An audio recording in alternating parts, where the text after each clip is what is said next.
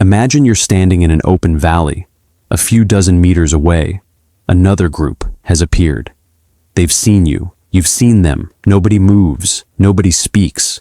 One hand reaches for a weapon, and suddenly, the question isn't, who are they? It's, what are they going to do? For a moment, you could walk away. They could walk away. But what if there was nowhere left to go? What if your food was here, your shelter, your family? Now, walking away didn't mean escaping danger. It meant losing everything. And that may be where human violence began changing forever. Because the real question isn't, when did humans first fight? It's much more disturbing. When did fighting become war? Violence itself is much older than war. Humans could hurt each other. They could raid. They could ambush. But for a long time, there was still one powerful option: leave. If another group became dangerous, you could move somewhere else. But then humans began to settle. They planted food, kept animals, stored resources, built homes, and suddenly, there was something worth protecting. A field wasn't just land anymore. It represented food. Animals represented future survival. A settlement represented years of work. Now leaving had a price. You weren't just escaping danger. You were abandoning everything. And archaeologists have found clues that this change was already happening thousands of years ago. At Jebel Sahaba, a cemetery in the Nile Valley, researchers studied human remains dating back more than 13,000 years. The evidence was disturbing. Many of the skeletons had injuries. Some were healed, others were fresh, and many were consistent with projectile attacks. That matters because a healed wound means something happened before the person's final injury.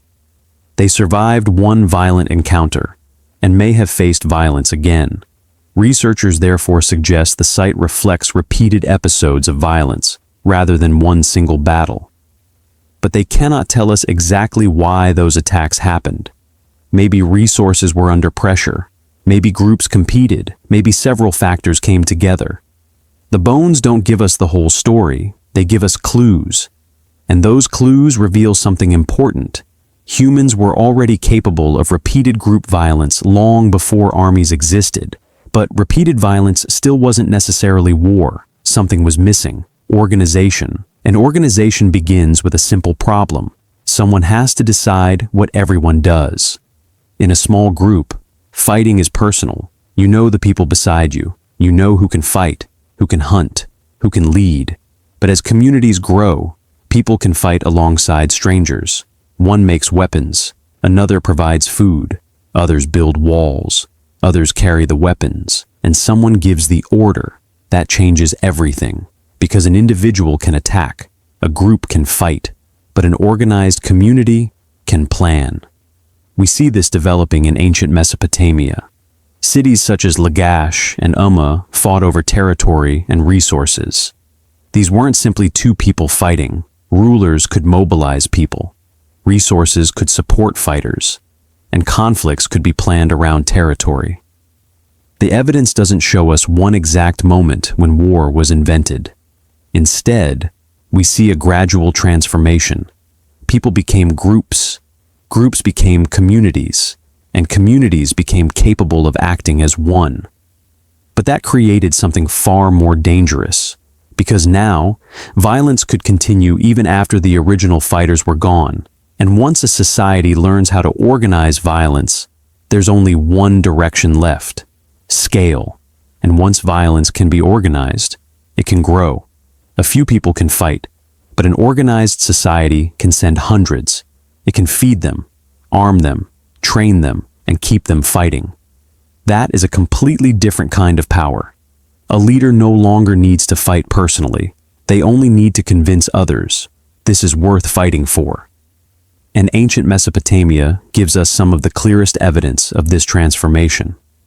Cities were no longer just protecting themselves. They could mobilize people for campaigns. Food had to be supplied. Weapons had to be produced. Orders had to be followed. And territory could be fought over again and again. War was becoming a system, but there was something even more important happening. The same organization that could build an army could also build a civilization. It could create cities, roads, trade, irrigation, and culture. Humans weren't becoming simply more violent. They were becoming better at one thing, making large numbers of people act together. And that ability could build a civilization or destroy one. Because once cooperation becomes powerful enough, even strangers can be turned into soldiers. And that brings us to the final question. Was war really our greatest invention, or was it simply the dark side of our greatest strength? So, when did violence become war? Probably not in one single moment. There was no first soldier, no first general, no morning when humans suddenly decided to invent war. It happened gradually. First came violence, then repeated conflict, then settlements, then resources worth protecting, then leaders who could organize people, and finally, the ability to make large numbers of strangers act as one. That changed everything. Because war isn't simply violence, it's organized violence. The weapons changed, the armies grew, cities became states, and conflicts could continue for generations. But the strange part is, the ability behind war is the same ability that helped humans survive: cooperation. We learned to trust strangers, to share work, to follow a common goal, to build something together. That ability built cities, it created trade, it created civilizations. But under fear, scarcity, and the belief that another group was a threat, that same ability could be turned against them. So maybe humanity didn't invent war. Maybe we discovered something more dangerous: how powerful cooperation becomes when everyone agrees who the enemy is.